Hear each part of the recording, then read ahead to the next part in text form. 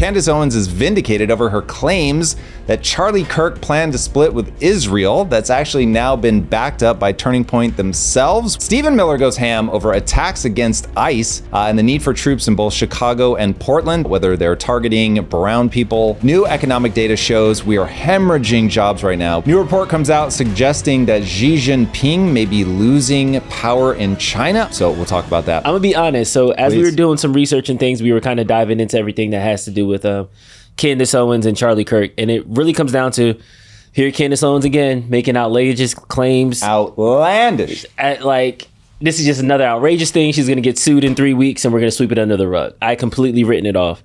And then she goes live, I wanna say yesterday, and that's when the receipts start rolling in. We get confirmations from Turning Point USA. And it seems, I don't want to say instantly, but it seems that the conversation is now slowly starting to shift a bit. And people are now on open Candace. On Candace's claim specifically to Charlie Kirk. Like, now it's a bit more, maybe it is more credible than we thought. Or, wait a second, how many donors did he lose? How much money was on the table that he denied? Right. And now these other kind of conspiracy theories are coming to light. What was your first reaction hearing about it? And then as you were going through the research? We are living in the world that James Burnham warned us about, that when you have the volume and velocity of information, that there is going to be warfare at the level of what can anybody believe. And so the key thing that I take away, because I think it's going to have the biggest impact on us as a planet, is that when you have manufactured consent, meaning people really can control the narrative, there's only so many ways to convey something to the general public. And so editors of newspapers, they get together, politicians get together, they essentially collude and they tell us this is the world. Yeah, this is what happened. This is the story. We're sticking to it. So you certainly were not making contact with the truth, but everybody had a limited set of places that they could go to find this information. And it allowed us to move forward reasonably well, certainly here in the West.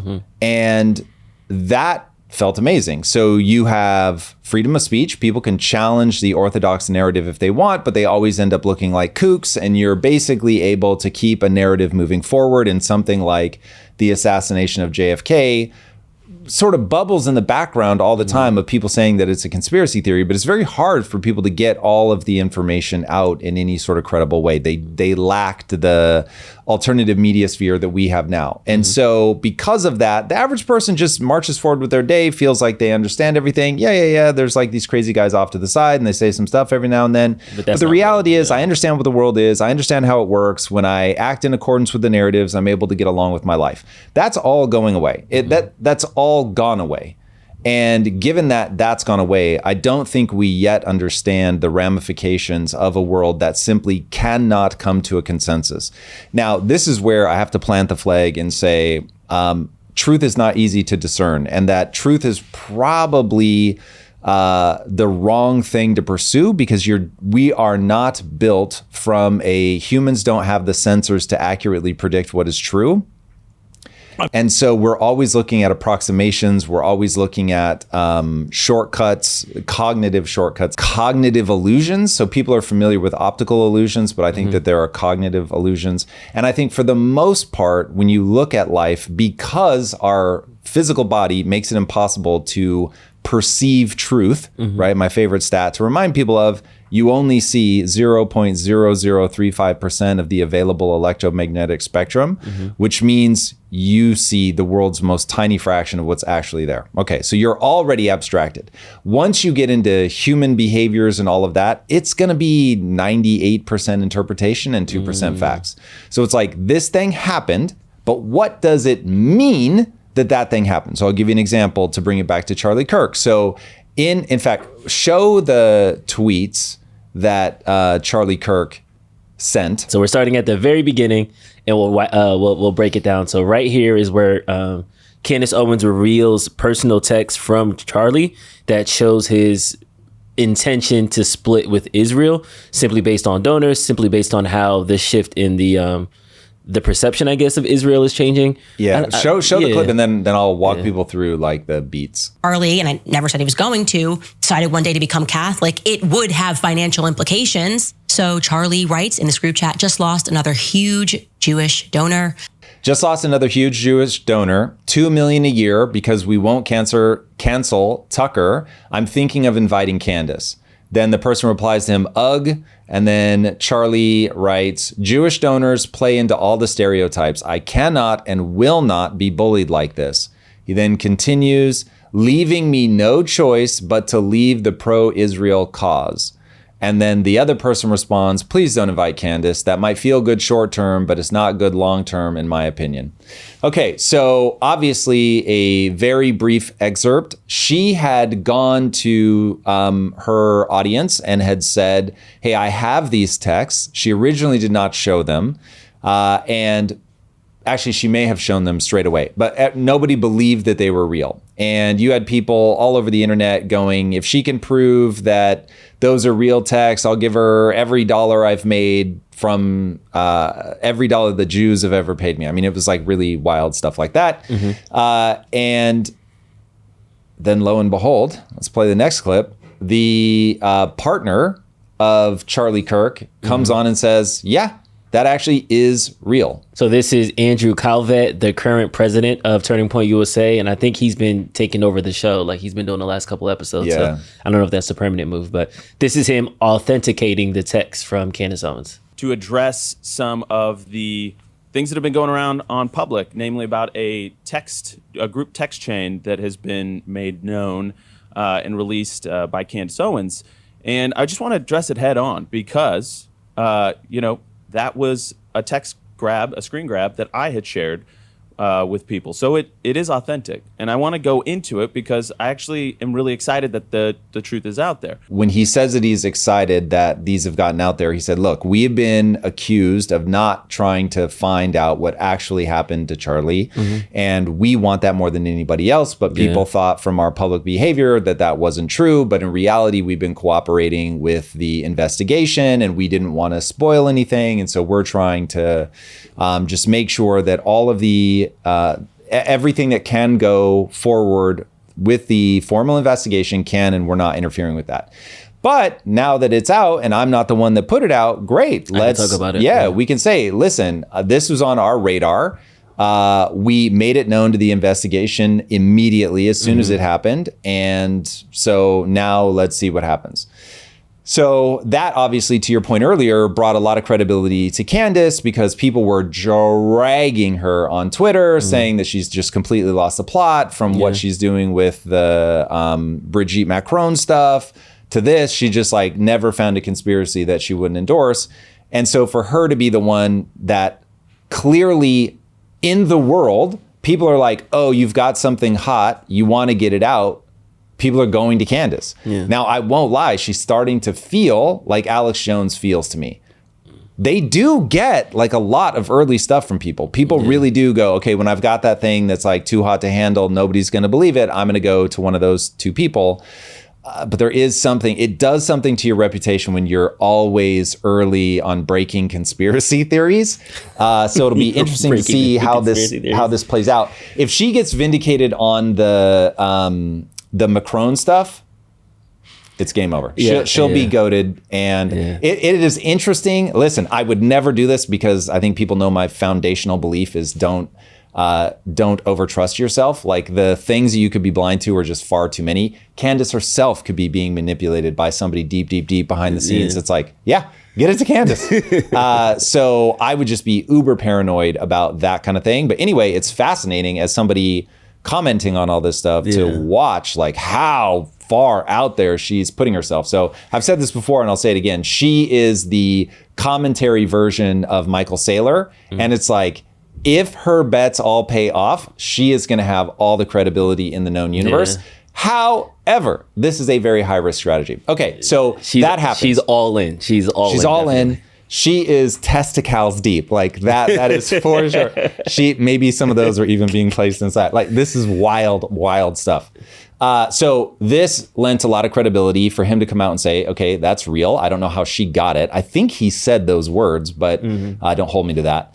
But anyway, acknowledges that those were screen grabs that he took, that he put together. This is real. So Charlie really did say that. And I would say that is pretty bombshelly. Yeah. For somebody like me that's always been on the outside of the Jews, and I've just always found this fascination weird, I will be very curious to see how this plays out, because it is true that humans in general, that governments specifically, they will for sure manipulate anybody in any way that they can. I don't think that's in any way, shape, or form unique to Israel, but Israel is in such a precarious PR position.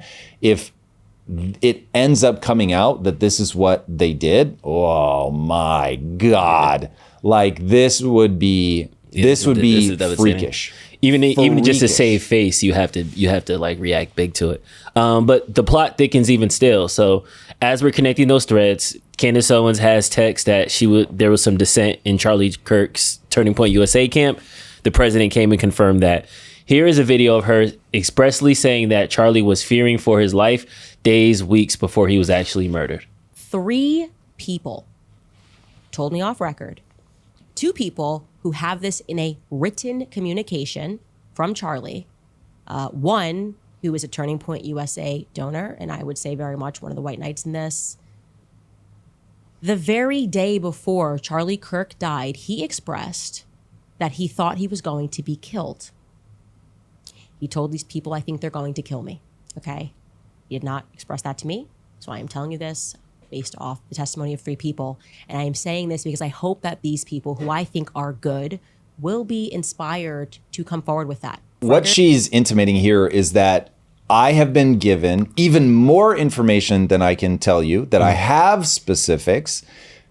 There are 3 people that have confirmed these specifics. It's my understanding, she said, one of them did so in writing. And I am saying, I'm not going to betray that. They told me off the record, and as a good, we need a new word for what. You can't call it journalism. That doesn't feel good.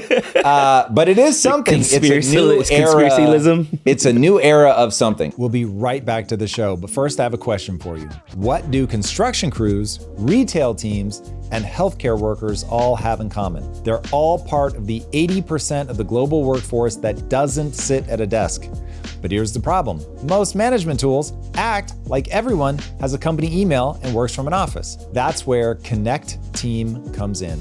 It's an all-in-one employee management app built specifically for teams that don't work behind desks.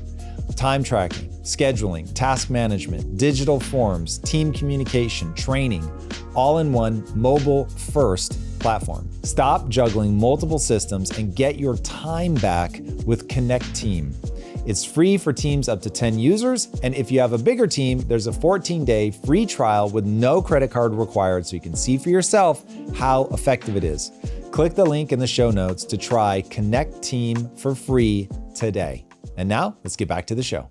People are bringing her information. She really is able to show people behind the scenes stuff that's turning out some of it to be valid. And so what I want to see is basically like, will the people actually come out? Because she's trying to use the like, listen, I'm not going to rat you out. So if you want to stay invisible, go for it. But you know who you are. I know who you are. I want you to do the right thing. I think you're a good person, right? So she's trying to pressure them to come out and say the stuff, which obviously would be amazing. But somebody really did kill Charlie. So I can understand why people would be tense. Presumably, Candace believes she knows who these people are, and she is intimating, at least how I read it, that those same people have been making her life a hell, but nobody's naming names yet. So, all right, let's play it.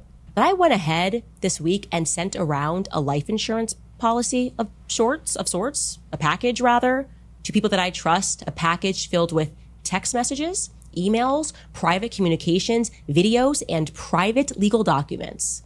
So if anything happens to me, you guys will know exactly who it is that has been making my life a living hell over the past couple of years. People that are trying to bankrupt me, trying to bankrupt me and my family, that are threatening us to sue us. Everything that Kanye said was so real. Okay, I'm now at that point where you look back and you go, man, Kanye was right. He was really saying something about what it takes to leave. If this all comes back and we're like, yo, Kanye was early, bro. He was early. Kanye did it again. That would Kanye's be undefeated, yo. the wildest thing ever. And he would be wildest. intolerable. We wouldn't be able to tell him anything Will ever. be, as in future? In the future? Ooh. You just gonna have the shade glasses on. He gonna bring them back. But are and we just on stare that at the people. timeline? Dude, that will be the most insane thing ever. Okay, anyway, this is all hearsay right now, but let her keep going. She's got a dead hand switch. Or custody of your own soul. Just leave me alone. Let me say what I believe and you say what you believe. Fight fair. Why do you always have to make this threat to bankrupt people? She has a point there. It's like the process is the punishment. That is an amazing quote. The process is the punishment. Like, there are people that have enough money that they can, whatever, it's cost a couple million to go in and fight this for the next 2 or 3 years. Whatever, doesn't matter. And just bankrupt the other person. Yeah, and they'll just literally make your life a nightmare. First of all, it's extremely stressful. And then on top of that, it's very expensive. And if you're in a position where you're vulnerable, then it's like financially vulnerable, then you're just like, at some point, do I cut bait and run? Because would I rather the whole world think that I'm wrong and me just go do another career and not be millions of dollars in debt?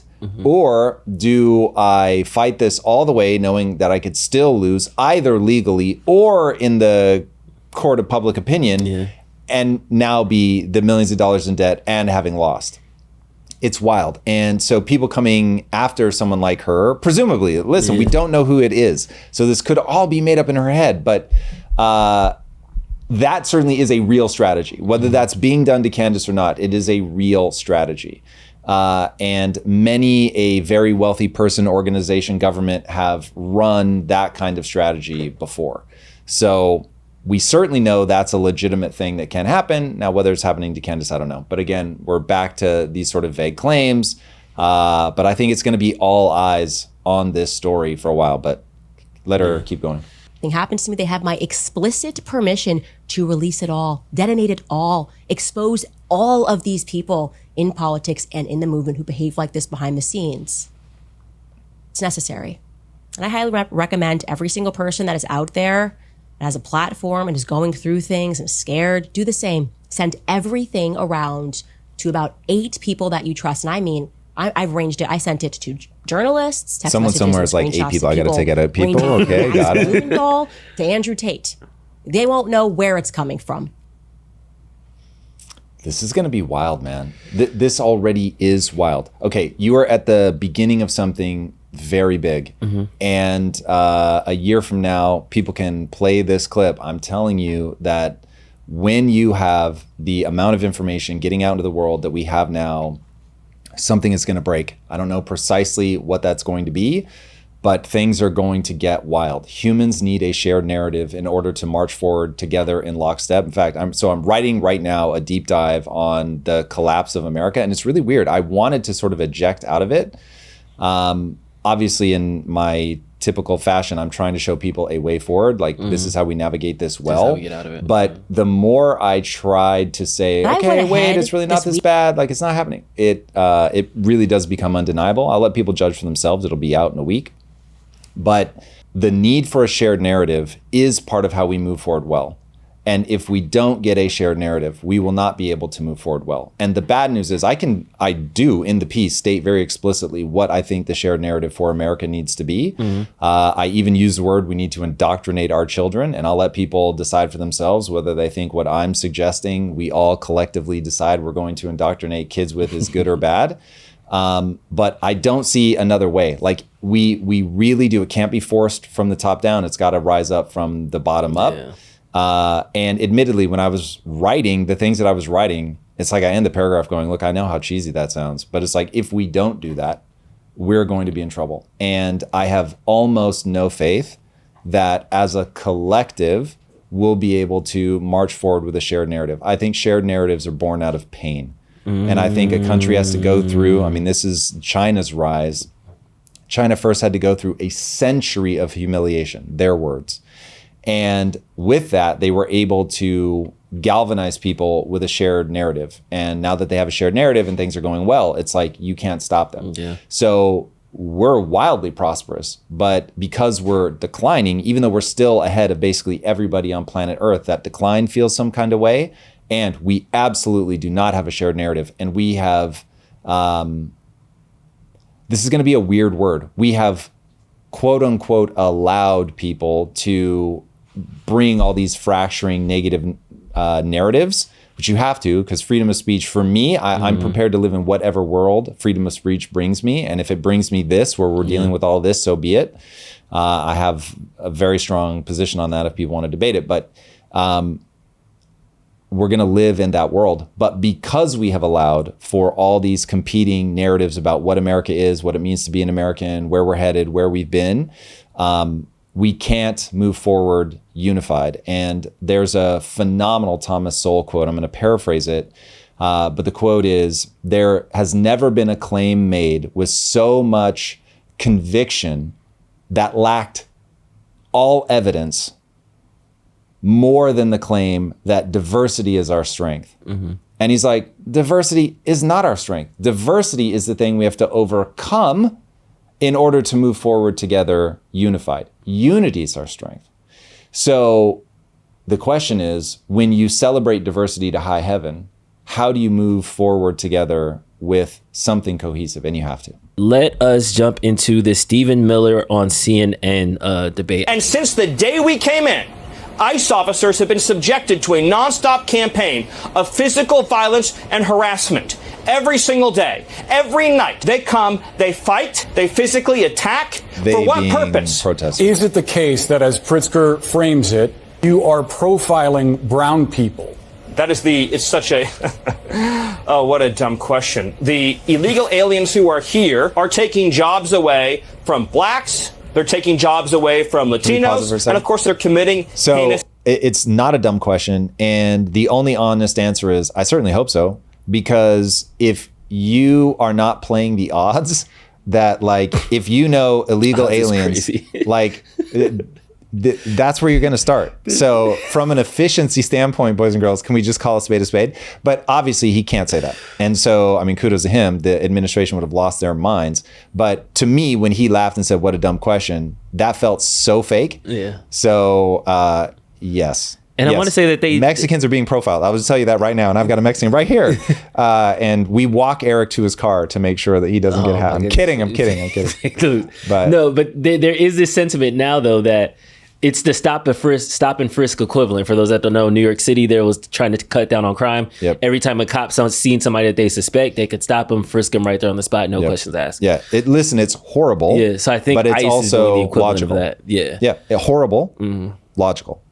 I don't know if you also seen this weekend when ICE, they blocked a bunch of cars, blocked. We're going to need to let him finish. Okay. He's got more spicy stuff. There isn't actually a threat that these demonstrators are going to overthrow the government. Are you concerned that response weakens your legal argument? No, they are actually, as we speak, trying to overthrow the core law enforcement function of the federal government. Boris, this is, I think, where we're talking past each other.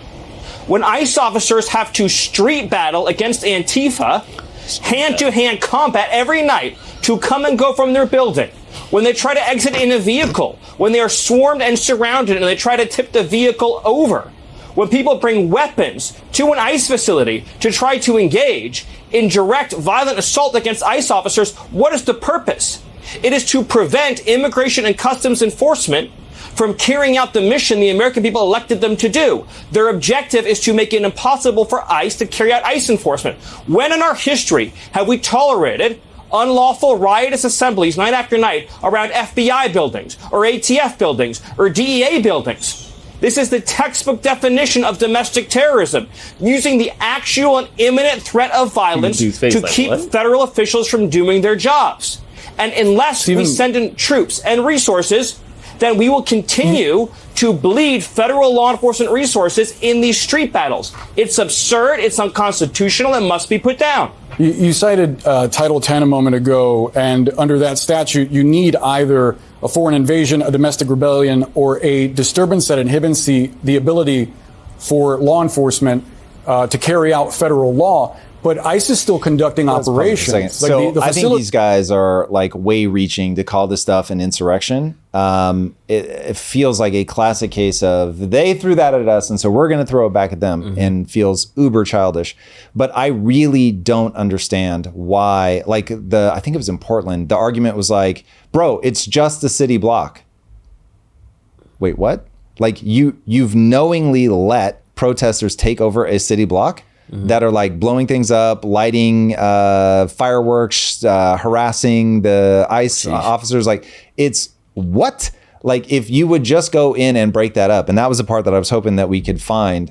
Somebody said we cut right at the best part. So, hey. Is he about to get even spicier here? We keep it All right, going. hold on. Let's play it. It hasn't been overrun.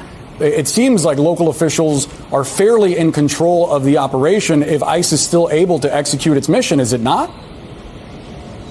Do you have any idea how much of ICE's workforce and resources have had to be reprioritized? How much of the Joint Terrorism Task Force's resources have had to be reprioritized to fight these domestic terrorists? Do you have any idea how many resources are spent you keep trying calling to them hunt down and terrorists, but track isn't that each and every... hyperbolic to call them terrorists? What is... if anything, I'm understating the severity of the situation. What issue was more central in 2024 than turning back the border invasion? And since the day we came in, ICE officers have been subjected to a nonstop campaign of physical violence and harassment every single day. And outside the Portland field office in particular, every night, they come, they assemble, they fight, they try to impede movement, they physically attack. For what purpose? Because we had an election, Boris. We had one. What's the purpose? To use actual physical violence to change the result of the election, to say you cannot turn back the border invasion. So they're not doing it to change the results of the election. They're doing it because they want to resist your policy.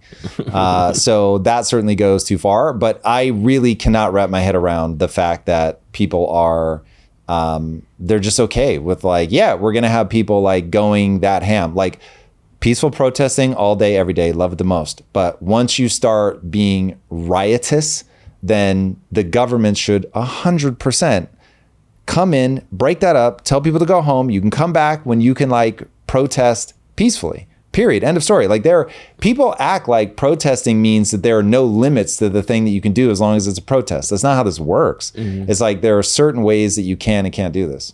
Yeah, I think he's at the last point. Let's let it go a little bit more. Do you have any idea how many resources we have had to redesignate to deal with these street terrorists? You explain that. Let me ask the question. Let me ask the question. You make the case that these are terrorists, but in what we've seen thus far, the actual incidents of people inciting violence and not responding to law enforcement attempting to disperse them are not an open rebellion.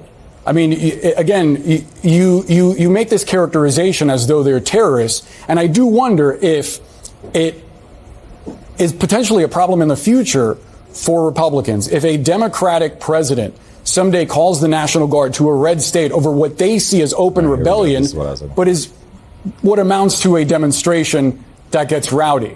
I mean, is that not a fear of yours? They're posting pictures of their kids because it's a demonstration, and they have a sniper on top of a building firing a high-caliber rifle at a nice facility because it's a demonstration, and they are engaging in vehicle ramming. But the National Guard isn't being sent to Texas. Because it's a the National Guard isn't being sent to Dallas, where that sniper was. Because the Dallas Police Department and the governor of Texas, well, you walked right into that one, have responded to every call for assistance and help. They gave a stand-down order in Chicago, and they gave a stand-down order in Portland. Do you realize that there's 11,000 federal law enforcement officers in Oregon? That's larger than the size of the FBI.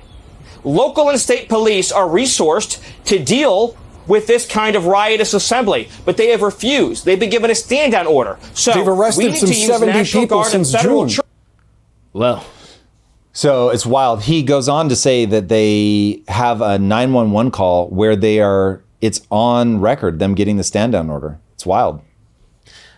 I know a PTA meeting hates to see Stephen Miller coming. Like, I just... A PTA meeting? Yes. What? A parent-teacher, like, conference. I know what PTA is. I just feel like Stephen will be the worst. Like, he has to be the worst at, like, dinner. Where it's like, well, I just ordered the salad, and I feel like this is an intrusion, and you guys... Like, he's definitely one of those, like, let's go to a birthday party, and everybody split the check.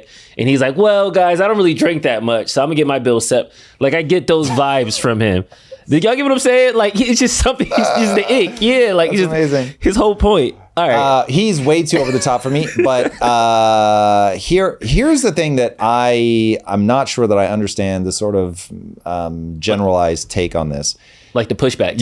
No. You cannot have people come into your country illegally. Mm-hmm. And to me, like, if we're going to focus on a conspiracy, let's focus on the fact that for 4 years we had an open border. That is insane.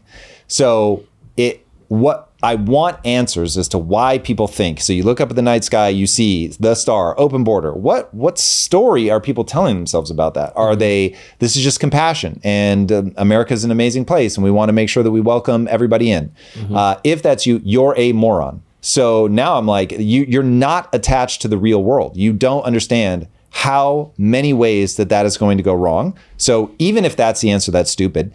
If it's like we want to import cheap labor, it's like, and then at the same time, you're going to notice that wages have stagnated. Okay, so you're offshoring jobs as fast as you can. Mm-hmm. You're onshoring cheap workers as fast as you can. What? Like, that's also a problem. So it's like, this is one where everybody who cares about young people, the kids, the next generation, however you want to think about it. If you care about wealth inequality, you've got to look at this and go, okay, this was so catastrophic. We've got to address this. And people seem to get lost in all the minutia, all the details, instead of going, okay, this is a problem. So the fact that people are protesting this at this level, that this is the thing that we've got to talk about, like people having a sniper rifle trained on the building, like that they're trying to dox ICE officers. What is happening right now? Well, I can't figure out what they're actually fighting for. Mm-hmm. So that's the part where I'm like, this doesn't make sense. This does not make sense.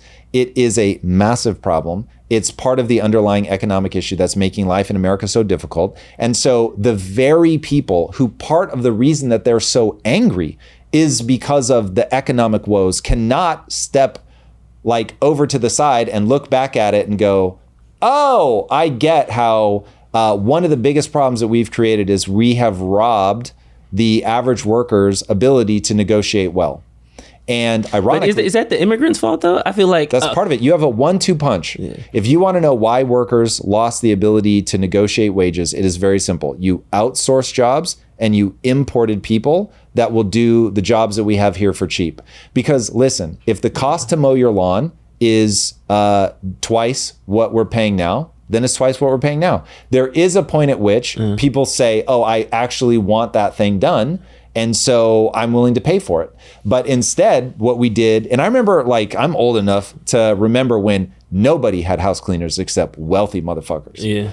And now, like, man, I see people making $200,000 that have a housekeeper. It's like, what? $200,000 in 2025 and you have a housekeeper? What are we talking about here? And that is because we have said, hey, we want to bring in a bunch of immigrants that will work for really cheap, rather than going, like, let's just say that we're willing to bring in whatever, 500,000, $1 million, $2 million, whatever, pick your number. If you're going to bring in immigrants, then what should we care about? If you want to freeload, what should we care about? Okay. No, we're not escaping that. If you want to freeload, there is a real answer. I even gave it at the beginning of the podcast. If you just want to freeload, you will import entrepreneurs because entrepreneurs generate tax revenue. But we're not. We're importing cheap labor. And so by importing cheap labor, we've created this mythology that, well, Americans aren't going to do those jobs anyway. That's bullshit. If you pay them enough, Americans will do jobs that are outright fucking dangerous, let alone boring or quote unquote demeaning. It is merely a gap in what people are willing to pay. Yeah. So either we don't care about that thing, having someone come in and clean your house, mow your lawn, whatever, which, hey, back in the fucking 80s, that's what kids were for. So I have mowed more lawns than I care to talk about. I have done more house chores than I care to talk about. So it's like, listen, You can't just keep importing cheap labor. You can't keep outsourcing high-end manufacturing and expect workers here to have the ability to negotiate, because I can always find somebody that'll do this I cheaper. agree with that. And those sentences said together make sense. However, in the context of immigration and why people are upset, I feel like those are different people controlling that, because the H-1B1 visas aren't the same demographic, in my opinion, of the people that are fighting for immigration or more lenient borders. Unfortunately, it's a very similar setup. So an H-1B visa should work in the following way. You find the talent that you can't find here. You pay whatever you need to pay, because that person is worth their weight in gold. That's why you went all the way to fucking New Delhi to find them. And you import them here, and you're like, oh, thank God. I literally couldn't find this person here because America's not training people to do that. America doesn't work. That's a false narrative. Bear with me. Yeah. I'm saying this is what it should be. Oh, copy. It isn't this. Okay. So it should be this. Instead, what it is, oh, I'm going to go get just an average engineer for 20% less, and I'm going to bring him in. So again, you're making it impossible for American workers to negotiate, because you're like, oh, you won't do it for that amount? Say less, fam. Got you. I'm going to go get somebody that's cheaper. Now, I have brought people in on an H-1B visa, and legitimately, it's because I cannot find the person here in the U.S. It doesn't mean they don't exist, but I can't find them for whatever reason. They don't want to work in my company, whatever. I've in no way, shape, or form thought, ooh, this is how I'm going to get a cheaper worker. So it can work well. There's no reason for that not to be a thing. We should want America to be the place that the best and the brightest the whole world over come to. And if people would understand that the problem is the government is stealing all of that innovation-led deflation. So we want to collect the smartest people from around the world. And that is good for us because they're going to drive costs down. But instead, what ends up happening is none of that gets passed on to you. We just pay in the most inefficient way possible for everything under the fucking sun. And now all of a sudden, inflation just keeps going up. And your life is not better. Your life is measurably worse. But it's measurably worse because of policies. It isn't measurably worse because we're attracting the best and the brightest. We're not. We're importing the cheapest labor we can find. Copy. I kind of want to start at the beginning of this, because I feel like I'm starting the argument on third base. And I feel like we should kind of start at the beginning. Yeah, we should kind of ramp it up a little bit, because in context of the Stephen Miller clip right now, we have open borders. This is terrible. It's terrorism on the local levels. I understand there's your affinity to hate protests and riots, and we need to say what? You've been love protests. on the peaceful protest. It has to look a very certain way. When it goes outside those lines, you think law and order should step in. Correct. Is that a more accurate representation? I like law and order. Tom likes law and order. Cool. Yep. So I get how things should look like, and them not looking like that. I understand that. Yep. Now let's go to the next layer. On one side, you have ICE, who for the first time I can remember, and I follow politics since Obama the first time, I've never seen masked law enforcement officials are able to patrol communities. They're not red rights. They're thrown in the back of vehicles and disappeared. So to me, that's state sanctioned kidnapping. Right after 9/11, we were straight kidnapping people. Your ass. Now that's not defending it. No, but that was under the gauge of terrorism. It's a terrorism. Once you're a terrorist, your rights are gone. Bro, I'm telling you, he is literally saying we view these guys as terrorists. Illegal immigrants are now terrorists. No, he's not saying that. He's not conflating those two issues. He's saying people attacking ICE are terrorists. And what I'm saying is, it's not the people attacking that are getting thrown in the paddy wagon by the masked people. It's the abuela that works at the dry cleaner that just happened to be outside when the ICE trucks went around the corner. I would say the abuela is also getting thrown in the paddy wagon. But I think these guys really want Antifa. They would go after the protesters first. They're not going to knock the protester back so that they can get abuela into the van. They're going to let go of abuela and just beat the life out of that guy, which these are not good things. But this is, I think, would be they would much rather fight against that person who they perceive as a Democrat lunatic and just beat them. But I think what ends up happening now, though, is when we have Stephen Miller, the most caringest person in the Trump cabinet, when he comes on and starts pushing deportations as if the left is scared of deportations when we deported more people with Obama. Obama was able to deport people without masks, without paddy wagons, without all these things. So I don't necessarily think it's a function of these people don't want people in their country or we're arguing on it's how we're doing it. Here's the thing. We were not in a populist moment when Obama got elected. When Obama got elected, I stood next to I don't know why it's always an important part of the story for me, but I stood next to Jared Leto at an airport. Not that he has any idea that I even exist, but we were standing next to each other and we were looking up at the TV screen. We're like, holy shit, Obama got elected. Like it felt some kind of way. Like it really did feel like hope and change. It was awesome. And so he comes in with that vibe. Of course, if he's like, listen, we just got to do this in his suave ass way. And yeah, we weren't in the economic dire straits that we're in now. We had a president that felt presidential. It felt like hope and change. And he's telling us we got to deport. He's telling us we got a fucking drone strike. People were like here for it. So it's a very different time that we live in now. And if you think of the official that comes to power as representing what's going on in the subconscious of the like popular zeitgeist, things will start to get a lot clearer. So Trump is the thing that has sprung forth from the imagination of the populace now. We want a strongman who's going to slap the opposition around. That's what we want. That's what people want in a populist moment. Like as far back as you go in history, you're going to find this over and over and over. So of course, you're going to get your Stephen Millers. Of course, you're going to get people who are like, yeah, mask up. But you're also, on the other side, you're getting people that are like, dox the fuck out of them. You're going to get like that counterbalance, right? Yes. Okay. Dude, we are racing away from each other. This is why I am desperate with my deep dives, especially. Like I'm just trying to get people to understand. You must find your way to the middle. I get that you don't want to be in the middle. I get it.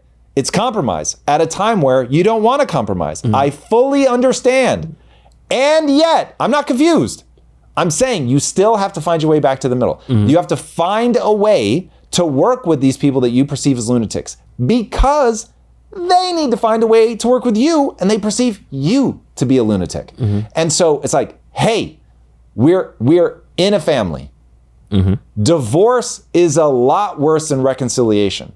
We've got to find a way to reconcile. So in a populist moment, yes, you're going to have the people that are up there with the sniper rifles aimed at the ICE building. Yes, you are going to have ICE people wearing masks because they know they're getting doxxed. Yes, you're going to have people trying to dox their family. Yes, you're going to have people say things. I just saw a tweet yesterday where the guy finished it off by saying, don't die slow or anything. So it's like people are unhinged. Not everybody, obviously. There's far more lovely people than there are problematic people. But the problematic people now are dictating policy. That's what's driving the vibe. That's what's driving the national conversation. And so once you understand it is not fair to say, well, Obama acted one way and Trump acts another. They are both essentially figments of the imagination of the public. They are the person who said and did whatever they needed to say and do to get elected in that moment. They are the person that had the temperament in that moment to succeed. Now, you don't have to go far to find people that would be like, Obama's the one to blame for this. Like he spouted all the racial rhetoric. He made everything super divisive. Everything came down to race. And so that played into it. And I will just say once again, all that matters, fix the fucking economy.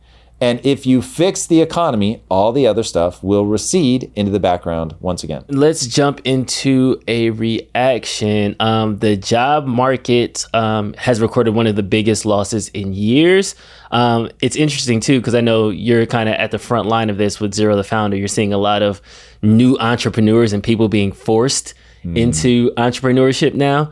And with these job numbers for the last couple of months, it seems like that is going to be a growing pattern as we keep losing jobs. Yeah, I mean, listen, I think that I think we've been in a stealth recession for a year or more. So we are witnessing the biggest job loss in years, which is going to force the Federal Reserve to continue cutting interest rates. The official jobs report by the government was supposed to be released on Friday, October 3rd. However, because the politicians could not agree on a government funding bill on time, the federal government has shut down. And consequently, the Bureau of Labor Statistics did not release the reports. Therefore, people have been relying on the ADP jobs reports, which at least gives us insights into the labor market situation in the private sector. And for the month of September, the ADP report shows that the private sector lost 32,000 jobs. This was the biggest decline in 2.5 years.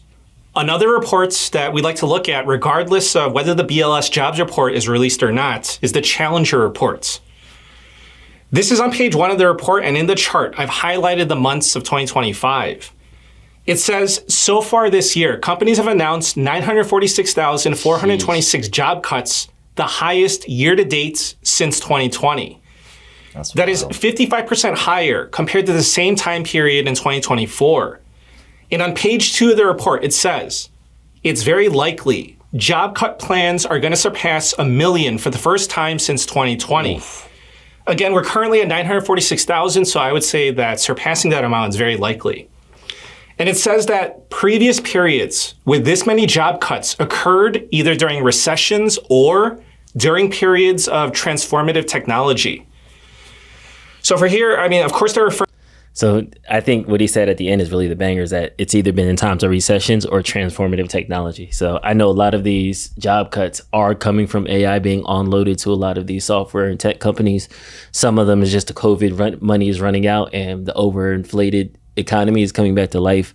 In general, how are you feeling about the jobs report, the jobs situation in America? It'll be good to get the Bureau of Labor statistics and get the quote unquote official numbers. But yeah, none of this is surprising. This is terrible news.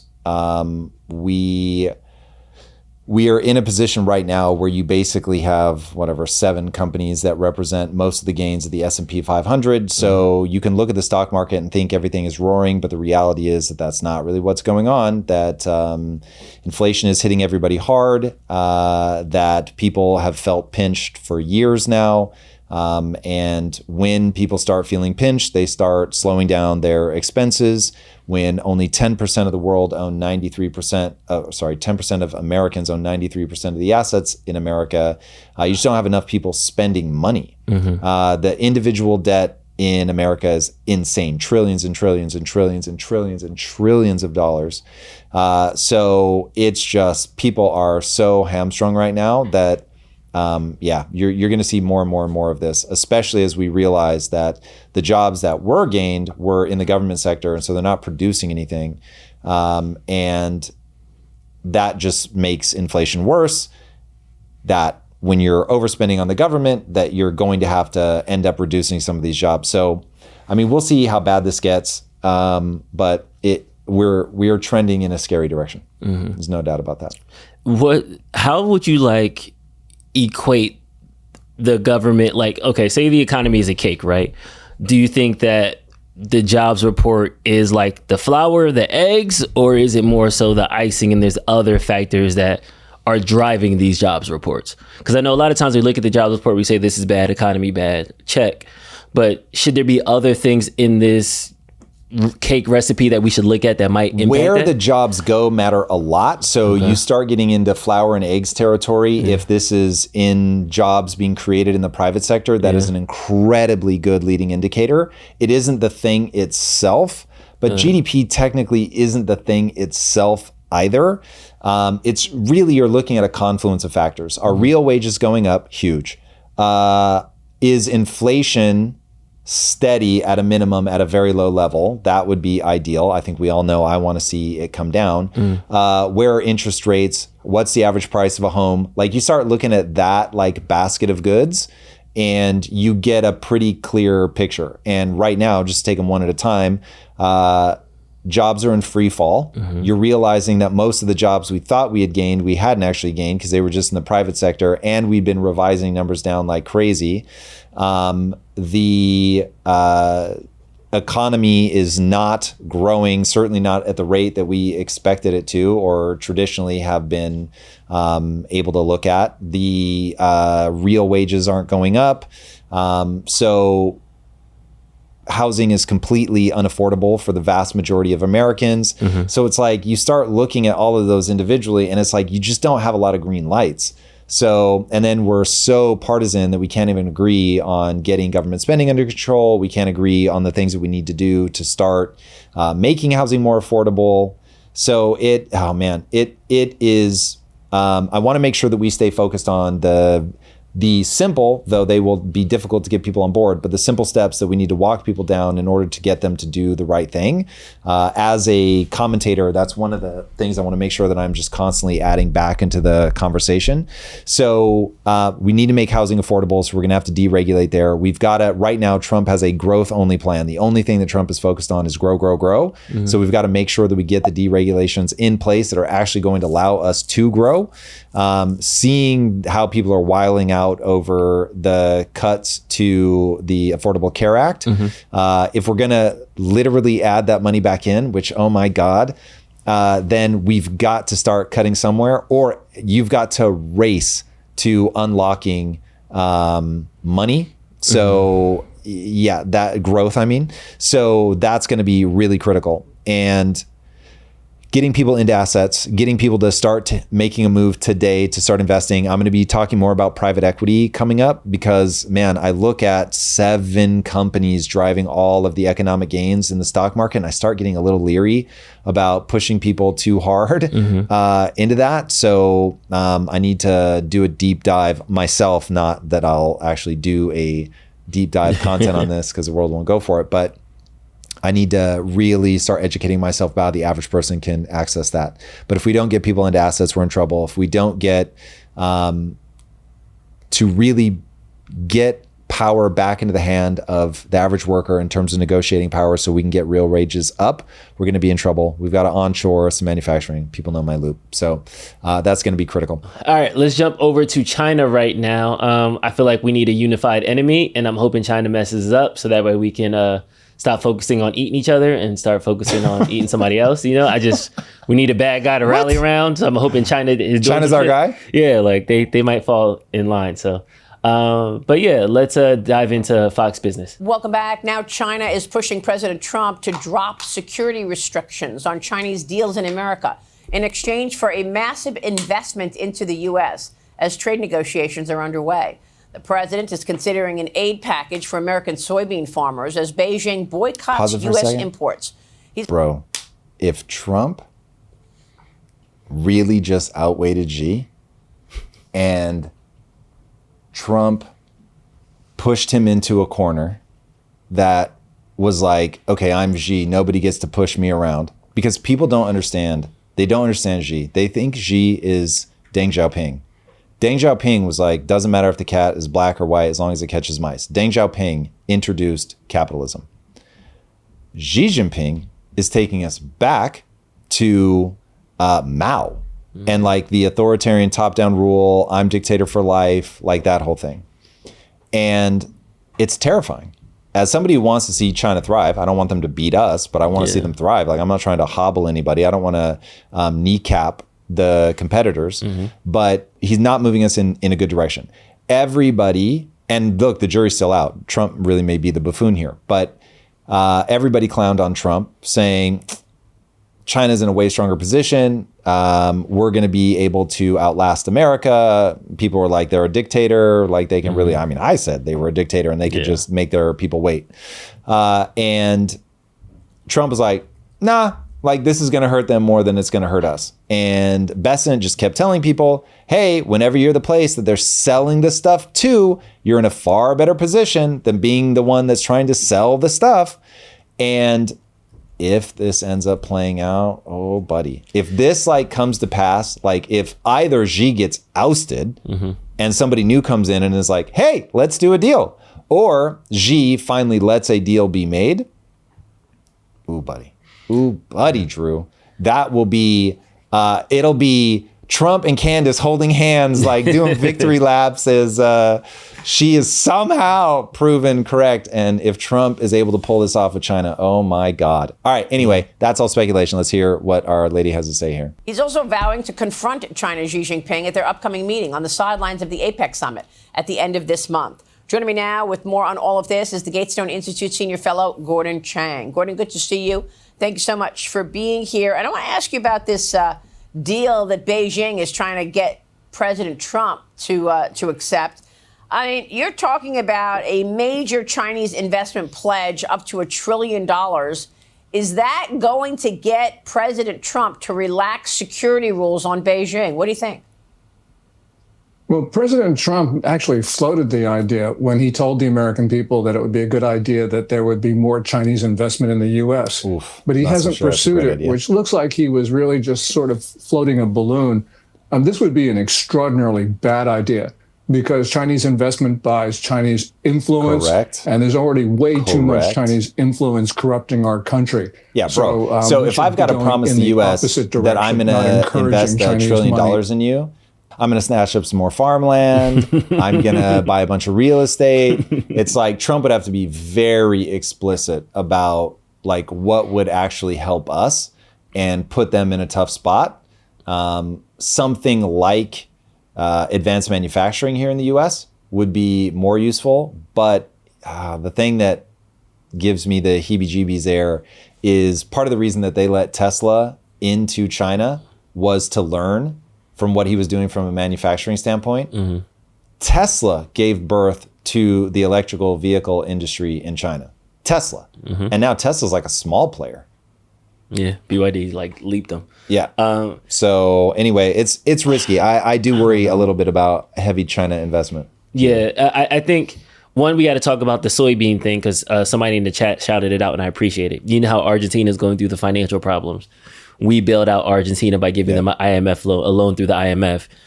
Argentina got in front of our deal with China because we were the soybean providers for China. Argentina is now selling them to China for a lower cost. So Trump got beef. I helped Argentina out. Now you guys kind of lowballed us to Xi.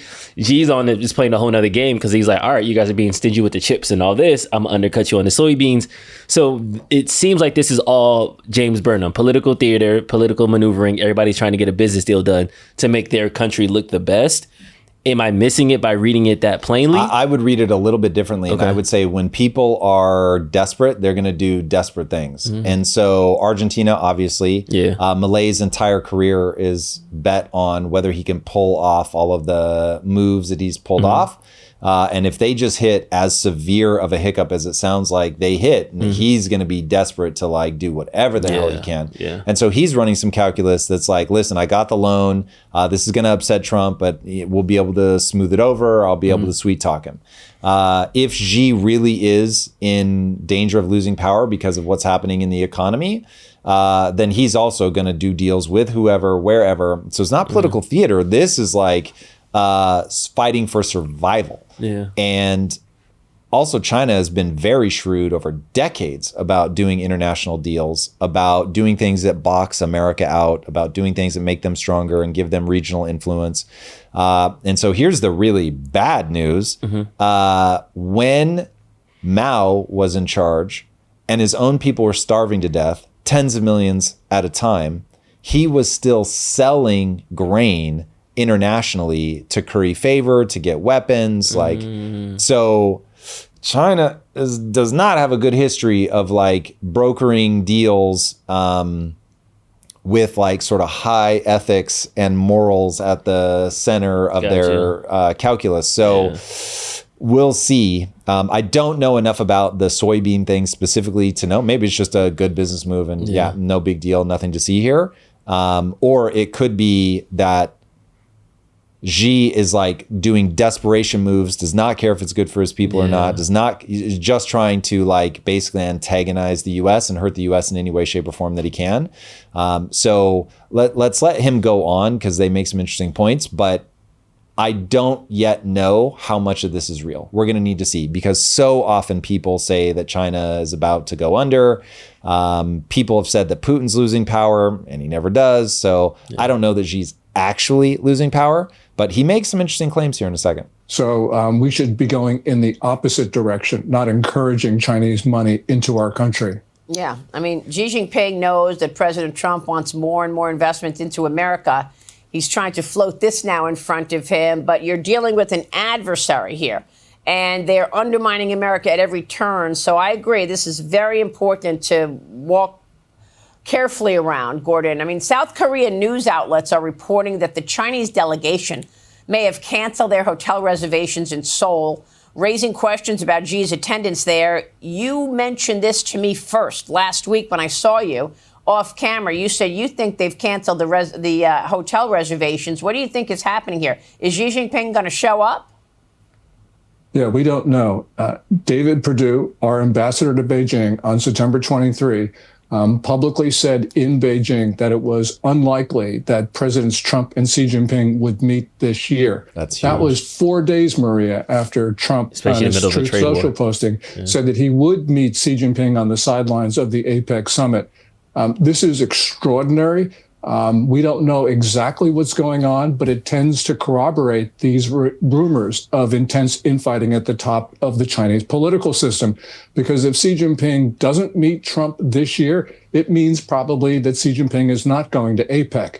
If he's not going to APEC, it could mean that he's not permitted to leave China, or he does not want to leave China for fear of not being able to get back in. We just don't know. Do you know how crazy that is? But we do. So listen, that is hearsay. Who knows? We don't know that this is true. But the fact that he's saying that Xi Jinping might not be able to leave China because he might not be able to get back in, like, that would, needless to say, be extremely disruptive to China. So, man, we'll see. But I don't love him being a dictator for life. And so, man, I hate to say it, I don't want to see China become unstable, even if that does help the US. But I really don't want to see them with a dictator. So we'll see. I feel like that's a bomb right there, because we were talking about tariff revenue. And yes, we're playing the tariff game. Yes, we made deals with smaller companies, but the China deal is the deal. This is what makes or break the tariff policy. Oh, yes. And if what we're seeing, the stars in the sky, the constellation that they actually put together, if that really is that the trade war with China, the U.S. was able to break China to the point where they oust their leader for life, that would be a massive win, a massive win for us. But I mean, shouldn't we figure out who's the next leader first, though, before we should? Look, that kind of thing can break bad, but you would presume that they're not saying, oh, Xi is just not being a big enough bully. You would assume that what they're saying is, we need somebody that can actually do business with the U.S. We need somebody that's not going to be so antagonistic. We need somebody that isn't just this prideful, I am very much projecting now. But when I watched the way he handled COVID with the zero COVID policy, it was like somebody was completely unhinged from reality, who thought just because I make a strong enough edict that will make this thing go away. It's like, bro, viruses don't work like that. Good luck. And so that was like iron boot time. Yeah. And so when I saw that, I was like, ooh, this guy will really like double down, triple down, quintuple down on a position, which is not always the smartest thing. Say what you want about Taco Tuesdays with Trump, but it's like, he knows when to back off of a position. He'll float something out. Oh, people don't like that. Cool. I'm going to maneuver around it. Xi obviously does not do that. That is not his tendency. And so given his refusal to engage in meaningful dialogue directly with Trump, that feels like, from my Westerner tin ears, that very much feels like somebody who is so locked in the Chinese perspective of everybody needs to recognize the hierarchy, everybody needs to know who the top dog is here, and Xi sees China now as having surpassed the US. You have to read the book on Xi Jinping. It is a very fascinating book, very contemporary, written very recently, and the hypothesis being put forward is people do not understand how different Xi is from Deng Xiaoping. They don't understand that this is somebody that has been very quiet about like where we are on the world stage, and then has rapidly ratcheted up. No. Now we've leapfrogged the US. Now we're going to start being, I don't remember if the word they used was disrespectful. It was either disrespectful or dismissive. So it's like, we're going to be dismissive of the US. And it's like, that's not the person that you want from an American perspective. That's not the person that you want in charge of China. And if China is now saying, hey, fuck nuts, like we can't have you acting like that, regardless of whether we're ahead of America or not. We need to recognize right now this is a multipolar world. Maybe one day we want to be a unipolar world. We're not there. So we need to figure out ways to recognize that these tariffs alone are causing us massive problems. Now, I'm way reading into this. I don't know that's where we're at.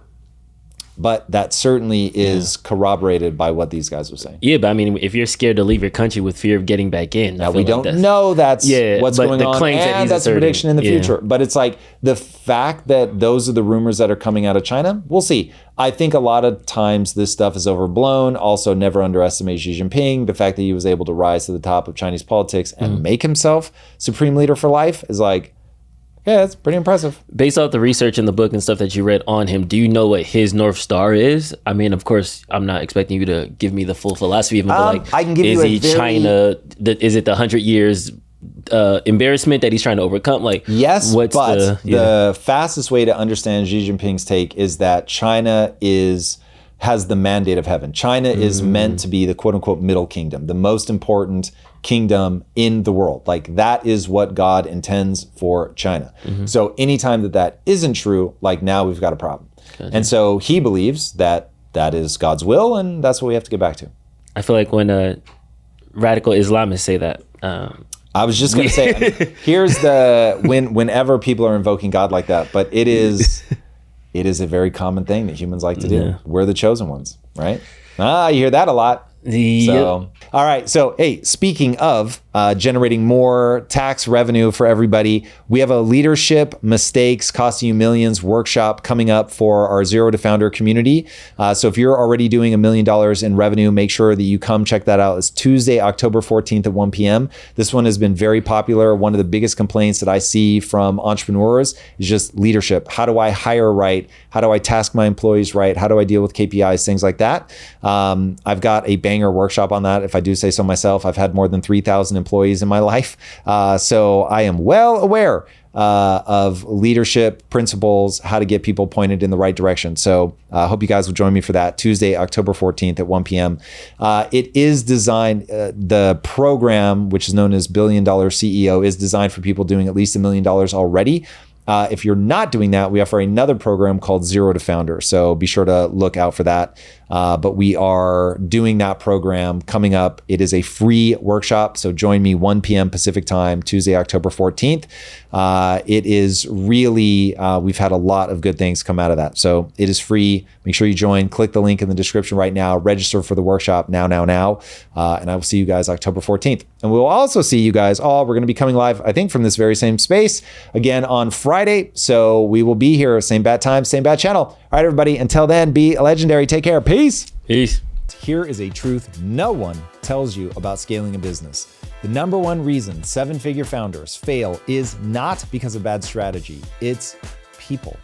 What built your $3 million company will break it on the way to $100 million. I know firsthand. I've seen it so many times. Your team cracks, politics creep in, your A players leave, and suddenly the company you fought to build out of nothing is stalling out.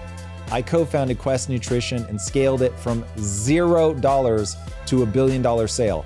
I've conducted more than 1,600 interviews myself.